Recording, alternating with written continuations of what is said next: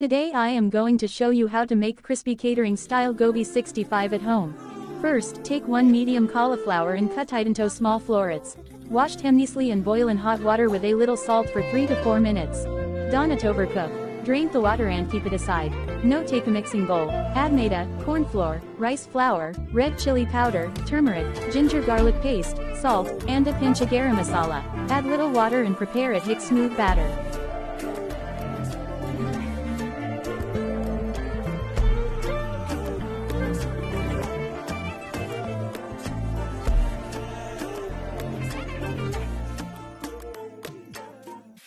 பக்கம் போனவள தேடமெல்ல மூச்சு தள்ள என் தலைக்கும் ஏறவில்லை பேர கேட்க தோணவில்லை எனக்கு